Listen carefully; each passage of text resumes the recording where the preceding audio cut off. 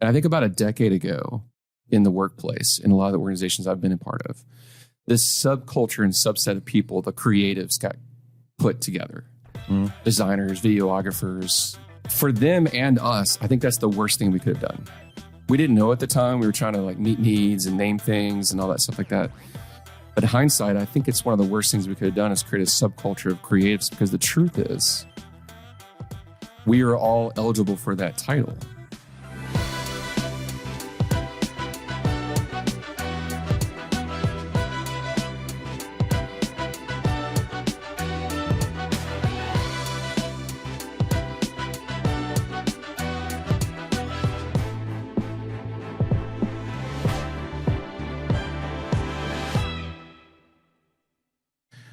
Welcome back to another episode of the Life Insurance Academy podcast.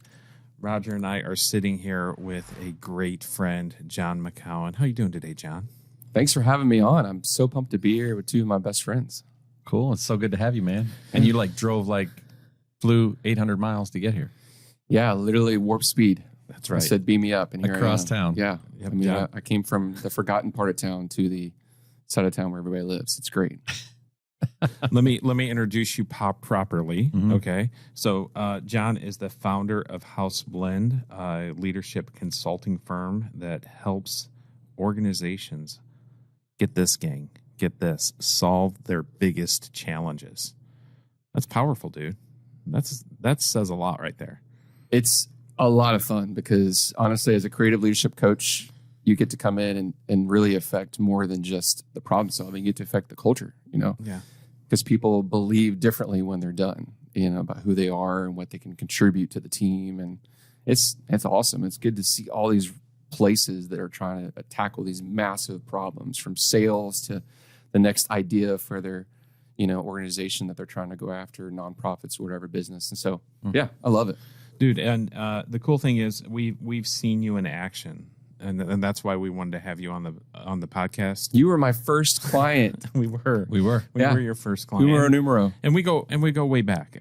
Jon's background working in a very large organization, actually working at a very large church, working with students, and you and I and Roger actually working together in youth ministry. And the thing I appreciate about people who have that background, they understand the importance in mastering communication, because you have to take these huge, eternal, big concepts and make them accessible to middle schoolers, right? Yeah, there's a truth that says if you can communicate or lead a group of middle school students, you can do anything. That's right. If you could take 8 squirrely boys and tell them a story from the Bible that makes sense to them, and hold their attention for 30 minutes, the world is your oyster. You can conquer it all. That's right. That's right. So we've seen you in action. We've had you come in and actually work your kung fu jujitsu on us, and it made our organization better, man. So we are so appreciative of you. That's very kind. And as we've talked about this over time and actually seen you grow your organization and see the impact it's had on other people, we could not wait to have you on the podcast to share some of what you've got that can immediately, from this episode, change organizations. Like if you're leading multiple agents, or even if you're leading yourself, it doesn't matter. Jon's going to give you some gold today. Well, I mean, the people who are listening a lot of them are solo agents just getting into the business, right? Mm-hmm. And you maybe never had people speak to you about what we're getting ready to talk about today.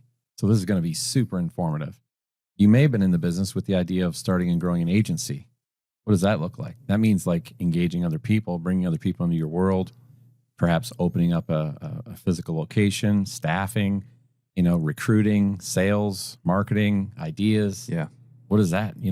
Is there a blueprint on that? Well, unless you go to school and get an MBA from people who oftentimes didn't actually build a business, teaching you how to do business admin, there's really no good blueprint. You just got to jump in and start doing it.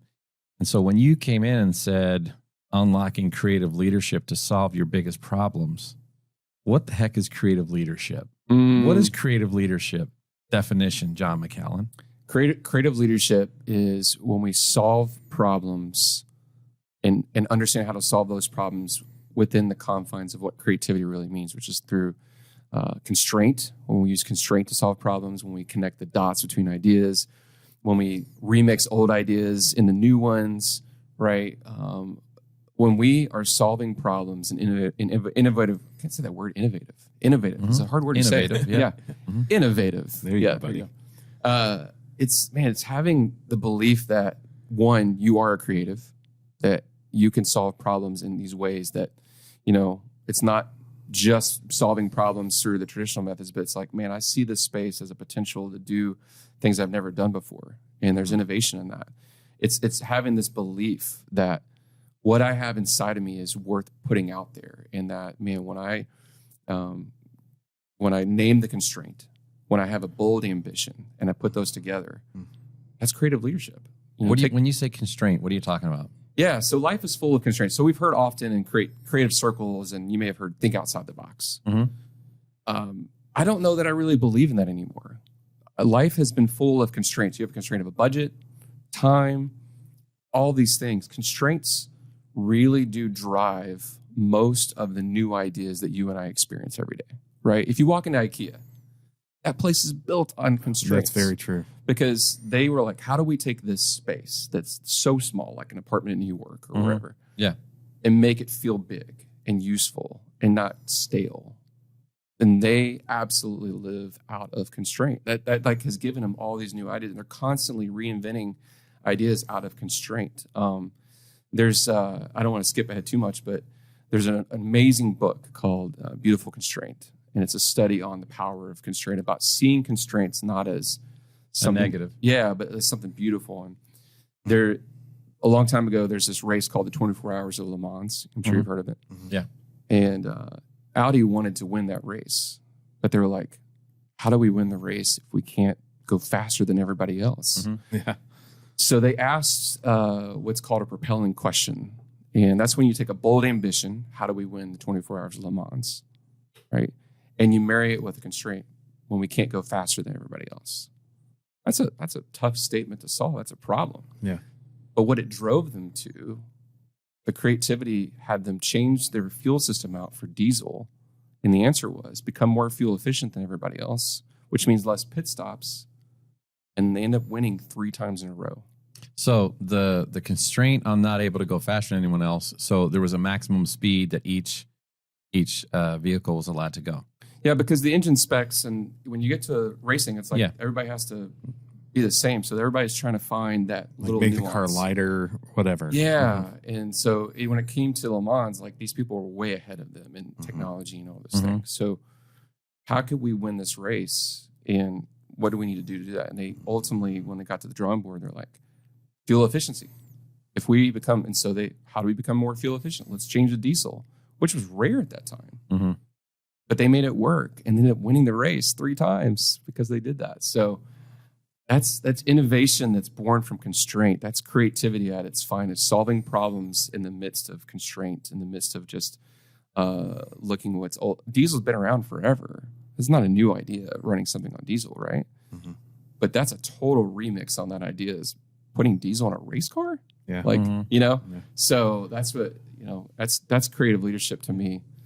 They unlock something powerful in that moment. I'm glad that you're giving that example right from the start, because I think, and you can tell me if I'm wrong, maybe attitudes have changed a bit when people are pressed, because you're talking about real problems, solving big problems, and with problems comes pressure, right?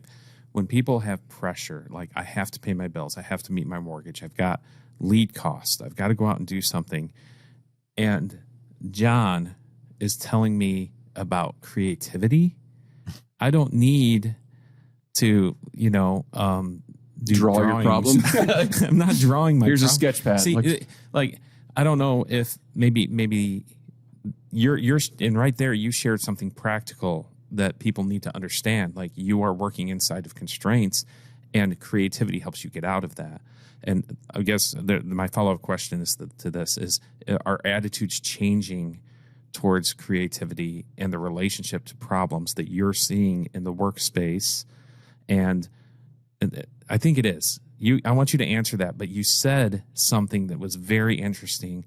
You said we're all creatives. And that's a new word for people. even that word is new in this space, like, wait a second, I'm a creative in the business biosphere. Oh man, being I'm lead creative, it's probably a very I mean, if you had to go across all job titles, you're not going to find that one at the No. It's less than 1% ever that will appear, and it probably appears on some tech companies, who are very progressive in what they're trying to accomplish. Mm-hmm. You probably would find those, but in traditional business, you're not going to find like a CEO, a CFO, and a lead creative.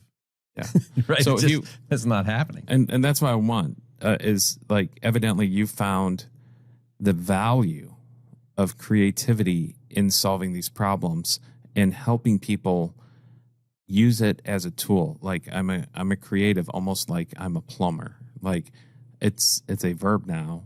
Is that a verb or it's a noun? Forget. We're gonna edit that out. No edits. No, I'm just kidding. Like I embody this thing, and it's a tool I can use, like a wrench. It's a tool I can use, like when I'm sitting with a client, like a pen to an application. Yeah. So, do you understand what I'm saying? Like, no, I think that's why I have a passion for it. It's not widely used it's used in a way that I feel like we need to shift away from. And I think about a decade ago in the workplace, in a lot of the organizations I've been a part of, this subculture and subset of people, the creatives, got put together. Designers, videographers, like thrown in a bin. Yeah. The creatives, marketers. Yeah. For them and us, I think that's the worst thing we could have done. We didn't know at the time. We were trying to like meet needs and name things and all that stuff like that. But in hindsight, I think it's one of the worst things we could have done is create a subculture of creatives, because the truth is we are all eligible for that title. When you break down, so I do a lot of graphic design, have done for 20 years. At the end of the day, people hand me a sheet of paper with a bunch of points on it. And then I have a canvas, and that is a problem to solve. How am I going to make this into something that's usable and readable for people? I have to problem solve the space. So I just particularly have invested in this style of problem solving, graphic design. Yes. That is a problem solving tool. So at its end, creativity is all about putting a discipline to work in creative ways. And so creativity in the workplace, has got to rise, in my opinion. If we could spend more time seeing ourselves in the way that we were created, which is to be a creative, everybody is activating that all day long. They just don't see it that way. And I think when you believe, I'll never forget, I was sitting across the table from a 20-something who went through one of our courses, and she's like, yeah. Everybody's creative. I get that. And I looked at her and I said, you don't believe that, and she's like, yeah, you're right. And one of the clips that we share all the time in our training comes from a movie called Hidden Figures. And it's a powerful story set in an era when the civil rights movement was underway. Women in the workplace were still pretty marginalized, especially being an African-American woman in the workplace. These three courageous women go to work at NASA, and one of them, Katherine Johnson, they were known as computers because we didn't have the computers, so they were doing all the calculations. She gets assigned to the room. They were known as computers. The people were known as computers. Just so everybody yeah. And Catherine's in the room. They're trying to solve, how do we get people into space, because the Russians had gotten ahead of us. Yes. And all these men in white shirts are trying to figure this out, and they're zooming out. They've got this giant white board, marker. It's a chalkboard, and they're doing all the calculations. And she's in there, and she's brilliant, but they don't see that yet. And there's a scene in the movie, and it's based on a true story, where she's looking at the problem, and she says, "What if we use old math?" And everybody's just staring and going, "Huh?" And she goes and runs over to her old building and grabs this old math book and solves the problem with put people into space, this one equation. And it was the moment of respect for her in changing view. That's the most creative thing I've ever seen. Everything I need to know about how to unlock creativity is right there. They zoomed out. They saw the problem. They saw the variables. She remixed an old idea for a new purpose, right? She invited outside perspective. There were many eyes on this. And yet when I showed that clip to this young leader, she had tears in her eyes and she says, I'm a problem solver. And that makes me creative. And I said, yeah. And I said, now do you believe? Yeah. She's like, yeah. And like for me, that's one of the reasons I was put on planet Earth, because what I've unlocked in her now is she feels like she has a voice where she didn't feel like she had it before. And I think so many people, like, they shy away because they don't feel like they have a voice. They don't feel like, What are the biggest problems you're finding when you go in and work with companies? What are you finding, like, when you sit down and you do the debrief, the zoom out, whatever that first session is that you do? You did that with us. What is the most? Is there a common theme of problems people are trying to solve? What are they? One thing I see often is they just don't have a full idea of what they're working with. Like, they don't have all the information. So whatever problem they're trying to solve, they don't have documented what has happened in the past, or they don't have a full understanding yet of everything, all the variables at play. Because so often, and I've seen this in my own life the last few years, you're working in your business and not on your business, right? It's a common phrase. And so you're just in the fire all the time. Yeah. And you don't know what's really happening. And so the first thing that I noticed, and this even was true for us, is I remember you even saying, like, I don't even know what I don't know. Yeah. And so we just had to spend time documenting all of the things so that we could just even get a broad view of what's available, what's friction, what's possible, what needs to be subtracted, what do we need to double down on. But the first thing I see, I was just in a session the week before Christmas with an organization. They've just been in it, and they didn't even realize, the team didn't realize they had the same common problems. They had vastly different roles, from the admin to this guy that was on the ground leading in the community. They had vastly different roles. It was such an aha moment, light bulb moment, when they documented everything. We zoomed out, they realized, wait a minute, we have one of the same friction points across all roles. If we could address that, what's possible? You know, and so that's what I see when we zoom out. And so you get these zoom out moments. People realize what their problems are. Then how are you? Is there a framework for you to address those and help them unlock that? I mean, we got people watching today. They're trying to take next big bold steps in their life. Yeah, they feel stuck. You know, they see it as a constraint that is limiting them.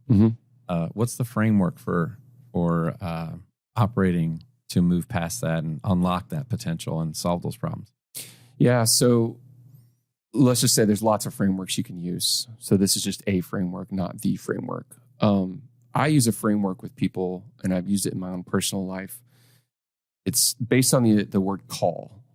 So we're going to make the call, and it stands for this: clarify, align, launch, and learn. And so I run pretty much everything through those 4 words. We clarify the message or the problem, whatever it is. So if you're gonna be presenting somewhere, you got a message, you got to sum it up in 1 sentence. If you got a problem you're trying to solve, you got to sum it up in 1 sentence. And then you got to ask the question, is it clear? And if you're the only one answering that question, you've gotten off to a rough start. You need to get it to 1 sentence, and then you need to share it with some people and go, hey, is this clear to you?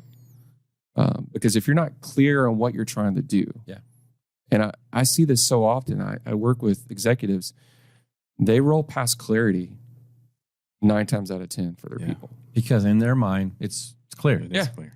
And my friend Bill Clark, their team doesn't know what's going on. I'll quote Bill Clark, used to be a Louisville Slugger, and he's been a mentor in my life. Bill Clark says, and if you're stuck in the 4 walls, you're missing clarity, like you're missing it. So you got to be clear. You got to be clear. Bring clarity. 1 sentence. What is it I'm trying to do? Is it clear to you? Is it clear to everybody? The second thing is align. What are you aligning? You got to align platforms. Platforms is anything that's going to help you either solve the problem or broadcast your message. Okay. Everybody's got a unique list. And by the way, people are part of that equation too. You got to know what you have. So you've got to align them together. What platforms do I need to solve this problem? What is even available to me? You've got constraints? Great.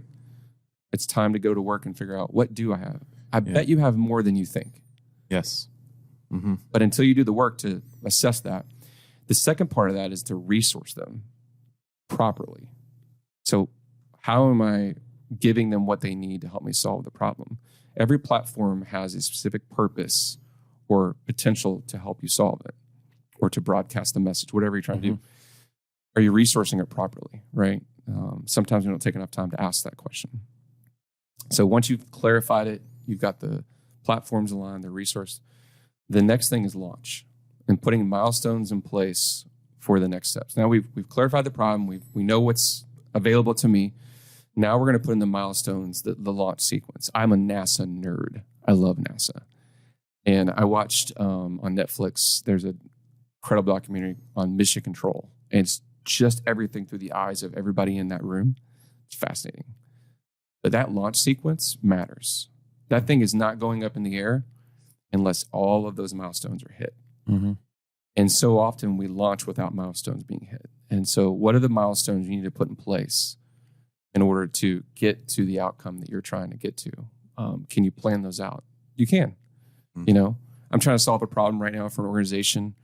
And one of the first things I had to do, I had a meeting just yesterday. I had to go to meet the IT department to find out, milestone number one, is this solution possible? I was not going to launch without them saying, yeah, this is possible, right? And then the last one, and I think the most overlooked one, is learn. After you've launched and you've done the thing that you were hoping to do, did it work? And so often we move on to the next thing without sitting down and debriefing and going, you know, we would go on trips together all the time and coming back and debriefing. Right. What happened? It might not even be did it work or how did it work? Did it work the way we thought it was going to work? Yeah. Did it deliver the result we thought we were going to get? Are we? Is our message resonating? You know, exactly. Or did we just launch an idea that's important to us and nobody cares? Yeah, and you and I, we went through that. We were talking about clips of the podcast, right? Yeah. And what we found on YouTube, what was working versus what wasn't working. So a lot of people, and you also need to learn what to celebrate. It's not just learning to fix it next time. It's to go, we don't take enough time to set up like a moment to go, wow, look what happened. Like, let's celebrate. We need encouragement. We need we did a great work here. So yeah. Wow, that's good. That's the framework. That's good. So when we have business owners that are listening to our podcast today, and they plug in all the time, they're trying to figure out who this guy is, Jon McCallon. How would you step into their life? How would you step into their business? How do they access you? And what does that look like? What does an engagement with Jon McCallon look like in your company? So example, you have Steve, he's an agent. Linda's an agent. They reach Karen. out. Karen. We love you, Karen. Karen's an agent. She reaches out and she's been in the business for 3 months. She's hired 2 of her friends. Started out strong. Her friends aren't, about a couple batches of leads, aren't finding success. Karen's hit a slump. And she's like, man, I really connected with Jon. There were some things that he said that I really, really liked, typically about that clarify part, but it didn't quite understand. Like she reaches out to you. Yeah. I'm giving you a specific. Yeah. So what does that conversation look like? So I have a 3-step process for pretty much everything I do with a client. Okay. And the honestly, the first thing I do, no matter what project I'm working on, is listen. So I would set up a time to sit down and just listen and take a lot of notes and ask a lot of questions. In my life and leadership, the one thing that I've had to learn to value more often than not is just the value of just sitting and listening. Let me tell you the number one thing people hate about consultants. Can I tell you what it is? I hear this all the time. They're not giving advice fast enough? No. The number one thing I ask all the time, they don't listen. They come in, they go, they give them the do all that, right? Prepackaged formula to run. And while I believe there are base foundations to work off of, you know, I named my company House Blend because every coffee shop in the world has a house blend. It's unique to them. And the house blend here is not the same house. And so she doesn't have a problem that may be the same as person over here. And that's why I got to take the time to sit down and listen and just spend time with you and go, okay, what are you working through? Let's ask the questions. Let me understand better. Let me pull things out of you and really, it's only then we can go to step 2, which is to filter a plan. Okay. Hey, based on what you said, here's some solutions. Here's some things you could do, And then if some of those make sense, or you want to, only then, if it makes sense, then we can make those solutions reality, right? We can make it happen. Mm-hmm. And that I repeat that process over and over, because what it does, which I think is so important that you guys know, it values the individual in the process. Yeah. And I need to value them over me. Right. And so that's the most important thing. Whether they get my business or not, like whether they hire me or not, so many people just don't feel heard. And if I can do anything, if I can give you a moment as a person, as a leader, as a business owner, to just be heard, I found that to be some of the most valuable work that I do every day. Yeah, and I what I appreciate about that, Jon, is the curiosity and the wisdom of asking questions. That it's part of listening. It's not just sitting and letting them talk. Yeah, I mean, Chris, there's no difference. I mean, one of the big things that we've been teaching lately, and even the coaching series that you've got going on right now on our Thursday, Life Insurance Academy coaching program, is this idea of story and creating story and bringing people into your story, you making them the hero of their story, and understanding one of the first pieces to that is understanding who they are. And the only way you can get there is by asking good questions and listening. I think it is the number one key component of being a successful salesperson, an advisor, a business owner, consultant. Like, the person who becomes the trusted advisor has to hear. And the objective is, and you said it clearly, the objective is to humanize them, and so that they can become known to you. Yeah. Right? Yeah. So that they are not a transactional opportunity, but they are a person with a problem that you're getting to know, and you're helping them solve that problem. So if you're a brand new agent, I mean, this idea of listening, what Jon said that he does at the very front end of his consults. I mean, this is what you need to be doing with your clients, or your agents. Yeah, your agents, the same, Yeah. exact the same. Yeah, and so it's scalable through that entire process. I love the call framework. It's fantastic. Can I say one more thing about questions? Yeah, I've always believed this mantra: you can get as much from a great question as you can a great answer. Probably more. That's what I mean. Like, it's great to have answers, but I can learn a lot more by a great question. And I've just seen that modeled in my own life from people. And great questions tell me so much more from what people are asking and what they're wanting, and then the way you ask. It's a big deal. So yeah, just wanted to follow that. Why is this important to you? Let's humanize Jon for a minute. We talked about you, your backstory where we met 15 years ago, but who's Jon on the personal level? So I think why it's personal to me is it's what's happened in my own life. I was just a middle school nerd. In fact, one of my friends for Christmas this year gave me a Christmas present. They found my 5th grade yearbook from my school, which nobody wrote in ever. And they wrote in my yearbook and gave me some gift cards. And it was a really kind thing. I was like in the shadows of school. Yeah. I remember the first time someone pulled out potential in me and saw something in me that I didn't see in myself. That was a big day. Yeah. But that wasn't even the last day it happened. I needed that in my life over and over again.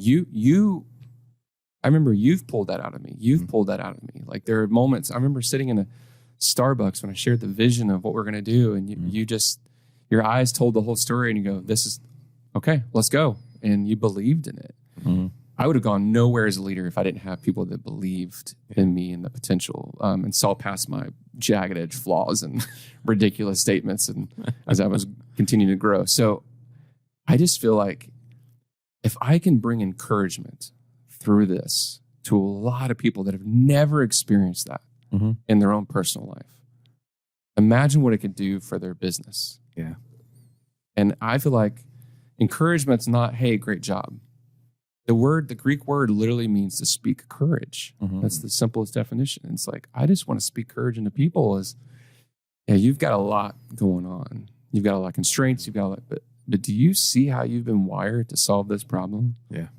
I see you, just in your social media, but just because of a lot of interactions and me being aware of who you are. Like you do that with your own daughters. You do that with your own wife, your own family. Like I see you practically speaking courage, taking time to invest, to listen, to care. And you've come through some tough things in your own personal family. I mean, right from the day you got married, like a lot of tragedy, a lot of personal challenge, a lot of personal growth. You've had a lot of good mentors around you. I've seen you grow to this person who now speaks life and courage and creativity to you've literally impacted thousands of people. You're probably one of the most impactful people that I know, just because of your years of consistency and leadership development and how many people those people were impacting behind the scenes, second level and third level behind those. And now you are offering, these consultative services to the business world out there to help people solve their problems. You do workshops. Tell us about the workshop. What does that look like? How do people get engaged? What's the framework for that? So it's either a 1 or 2 day experience. So I call it a workshop experience because we don't just sit there and watch things happen. Like you do things, and it's an experience because you're going to leave there with something you didn't come in with. And it's either a 1 day or 2 day. They're customizable around teams, but basically we walk through 3 components: your identity. One of the first things we do is deal with our insecurities. Not something we want to do, but Second City in Chicago, I've been talking to them. One of the things they do at every creative work they do is they have a moment of vulnerability, is what they call it. And they speak this insecurity. Insecurity limits us so much in life and everything we do. So we deal with that first. That's the first cheat code to unlocking creative leadership. And then the second thing is, and one of my favorite parts of the workshop is to redefine and rethink creativity. We rethink creativity is not just the arts. I love it because every time when I debrief and I say, which one of those spoke to you? It's like, I never knew creativity was that. Yeah. And they see themselves. And then the last part is we experience the tools. So if I did this with a team, for instance, just one team, we customize it around their needs. We run something they're trying to work through one of the tools, either a zoom out, funnel brainstorm, a framework, so they can experience the tool and they get the benefit of it at the end. So they end up with like real world things that they can actually take home and do. And my favorite part is I teach you to do it on your own. Like if I'm not multiplying, I'm not doing my job. And so when I get a text message from Missouri and I see these pictures of people running a zoom out session and like I'm not there, touchdown. Right. That's like what it's all about right there. Very so cool. Yeah. Nice. Yeah. So you have some workshops coming up. How do people find you? Yeah, you can go to unlockingcreativeleadership.com. And all the information's right there. You can see an outline of what we go through.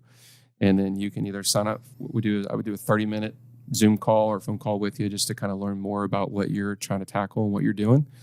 And then when we can kind of see what questions you may still have and how we can fit this. And then if you want to move ahead, we can start the planning process of doing a listening session with you as a leader to go, okay, what's your team need? And how can this workshop experience work for you? And I'd be open to having this guy collaborate with us in some of our workshops, our boot camp. Oh, yeah. Yeah, I was thinking that as well. Phenomenal opportunity to collaborate, man. Yeah. Maybe we got some coming up here. Maybe a course. Maybe a course. Yeah. Maybe we can collaborate on that. That'd be dope. Cool stuff. Drop comments below. If you're watching this video, drop comments below. You'd like to see this guy maybe offer some course content on the Academy. Just give us some ideas. Give us some thoughts. What's your social? What's your socials? What are they? My socials? Yeah. Not your security number. Yeah, no. Here's Chris's personal cell phone number. I don't care. Yeah. So you can find my company at Your House Blend on Instagram. It's the primary place I do socials. I want to practice what I preach, which is sustainability. So very soon, I just finally got the right handle on YouTube. So I'm going to add YouTube very soon because I got at House Blend, because in the social world, if you're not first, you're last. And unfortunately, House Blend was last on Instagram, so I had to get Your House Blend instead of House Blend. But yeah, at Your House Blend on Instagram, and then I'm at Jon McCallon as well. So yeah, MCCALLON. JON. JON. No H. Is the 7 silent in McCallon? Yes. Okay. Hey guys, thank you, Jon, so much, man. It's always a pleasure to have Yeah. you on. It's a pleasure to always connect with you. We need to have lunch and debrief and hang out and talk about life and family and Dusty and the girls and everything. Dude, yeah. Thanks for having me on. Thank you guys for watching. We appreciate you. We'd love to hear comments, questions that you might have below. Hope this one was valuable for you, and we'll see you on the next episode of the Life Insurance Academy podcast. See you guys.